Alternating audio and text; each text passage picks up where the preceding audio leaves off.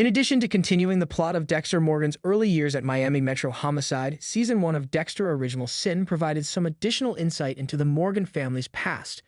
The titular serial killer isn't shown in Dexter Original Sin at his best because it is a prequel series. Dexter is still extremely young in his profession and far from reaching his high kill total in Dexter.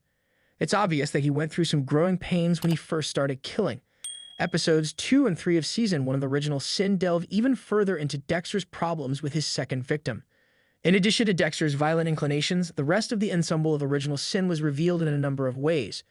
In addition to delving more into Harry Morgan's past, the new episodes offered Deborah a chance to establish a special bond with her brother. The appearance of Maria Laguerta, one of Dexter's original characters, also caused a stir in Miami Metro. Episodes 2 and 3 of Original Sin covered a lot of ground, and there were enough revelations to fill a comprehensive review. Dexter, the captors of Jimmy Powell, appeared to have been the first major antagonist in Original Sin. Judge Powell, a well-known Miami judge who brought charges against drug dealers and other cartel members, is Jimmy's father.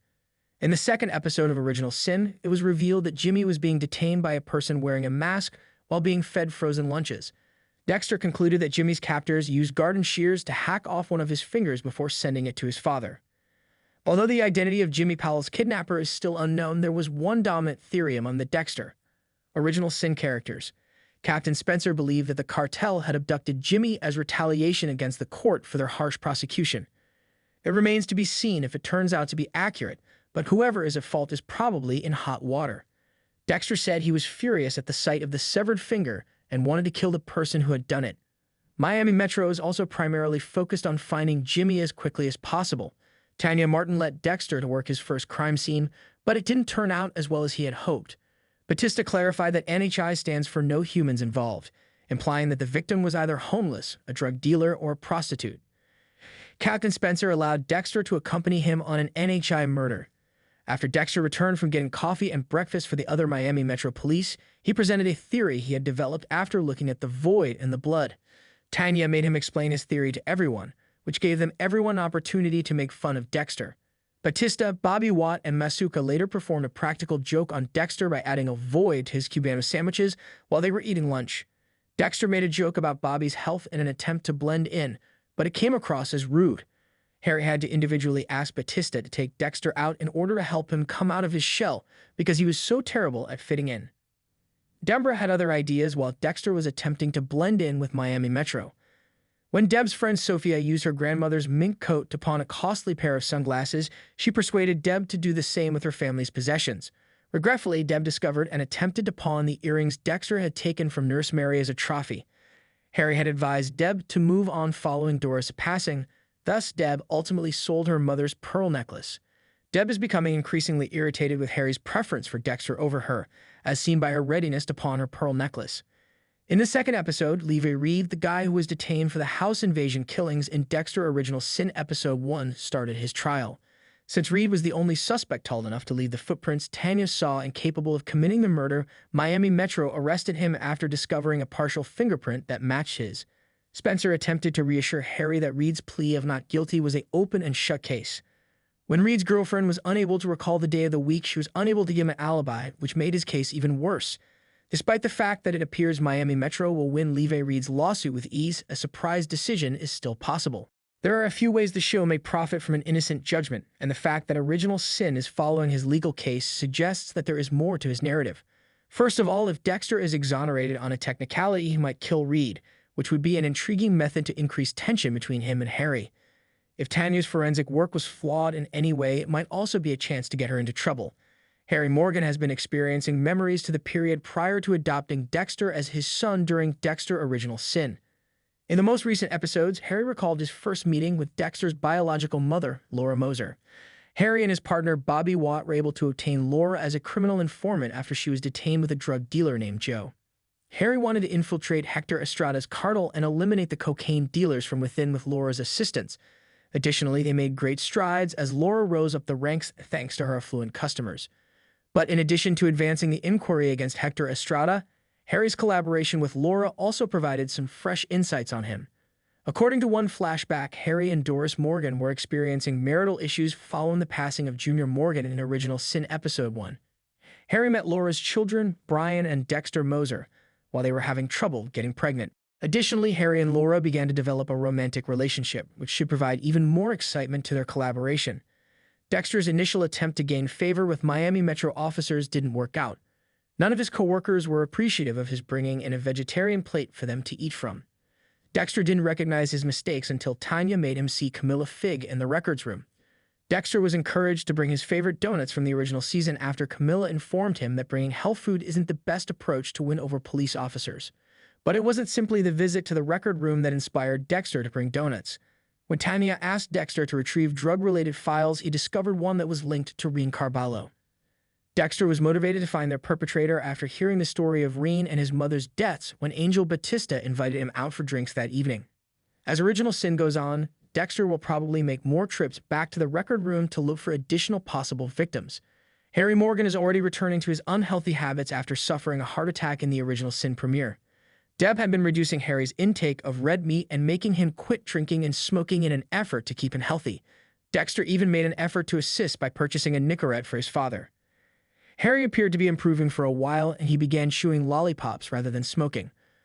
But Harry was unable to fully control his habits, and after his kids went to bed, he resumed smoking and drinking in secret. Harry's reversion to his previous behaviors is not encouraging. Most people who have had a heart attack have to quit smoking and drinking in order to help their heart repair and prevent another heart attack. Harry's physicians had advised him to follow suit. Harry might suffer another heart attack in the future of Original Sin if he keeps up his terrible behaviors. They will, at the very least, make his relationship with Deb even more strained. Harry has a lot of issues ahead of him because the stress of Dexter's life as a serial killer is also bad for his heart.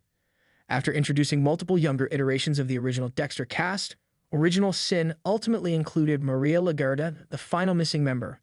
However, Maria was introduced to Original Sin in a very direct manner after disparaging the department in the media, which led to her transfer into Miami Metro Homicide. Maria, who was well known for her political maneuvering in the first series, chastised the department for failing to look into homicides that had no human involvement. Because she spoke to the newspaper, Captain Spencer already despises her, and he gave Harry instructions to provide him any justification for firing her. The only issue with Spencer's strategy is that, thus far, Maria has proven to be an excellent investigator. She can located witnesses that Harry and Bobby were unable to persuade to make statements, and she digitized a large number of Miami Metro's case files. Maria even began to win Harry's admiration, and he offered to assist her in looking into one of the cold cases. Maria is a good cop, but as she advances through the ranks, her ambition and propensity to step over others could cause some serious issues for Original Sin, especially for Captain Spencer. Nurse Mary gave Deborah her earrings, but Deborah didn't end up pawning them. Dexter knew Deb had stolen his trophies the moment he saw Sophia wearing them. Deb coerced Dexter into getting cocaine for a party she was throwing, despite his pleas for them to return. Deb needed to defeat her teammate Tiff, who was hosting a party, in order to win the vote to be the volleyball team's playoff captain. By promising to buy cocaine, Deb was able to persuade her teammates to come to her house instead, and she took advantage of Dexter's desperation. But since he didn't get Deb actual cocaine, Dexter ended up getting the last laugh. He ultimately created counterfeit cocaine by mixing benzocaine and caffeine powder, which was sufficient to persuade Deb's youthful and unskilled pals. By going Dexter shopping to buy Sophia new earrings, Deb also unofficially assisted Dexter in getting the earrings back. In fact, Deb acknowledged that she enjoyed spending time with her brother. With the exception of one unforeseen consequence, everything turned out to be fine by the time the celebration began. Dexter was enamored with Sophia, and the whole time she possessed Nurse Mary's earrings. Everyone, including Deb and Harry, believed that Dexter had a major crush on Deb's buddy, despite though he was actually far more interested in the earrings than Sophia herself. Deb's plan to get replacement earrings simply served to highlight his intense looking at her at dinner, further highlighting his desire to date Sophia. When Dexter attempted to leave Deb's party and Sophia followed him outside and planted a kiss on him, the romantic misunderstanding reached a peak, but it doesn't look like the conclusion of the story. Dexter has been an extremely odd and socially inept character throughout Original Sin, and he handled Sophia's kiss about as well as one might anticipate. He didn't return the favor, instead leaving with the feeble pretext that he needed to run some errands. But Dexter won't be able to stay away from Sophia for long, and eventually the two will have to have an awkward chat. Although it's unclear how Dexter will end his accidental romance, it should be fascinating to witness. Handsome Tony Ferrer, a lone shark who preyed on the Cuban community, is the second victim Dexter has selected to murder in Original Sin. Batista told Dexter about Ferrer and the story of one of Ferrer's victims, Reen Carballo. Ferrer accidentally shot Reen's mother in the head after threatening him for the money he had loaned her. Later, Reen committed suicide because he felt guilty. Dexter approached Ferrer using the identity Patrick Bateman while he was looking into the cold case file in Original Sin episodes 2 and 3. Dexter was able to prove that he killed Reen's mother after he borrowed money from him and tricked Ferrer into shooting a warning shot into a tree. With Harry's approval, Dexter killed Ferrer by knocking him unconscious and bringing him to the Jai arena where they first met.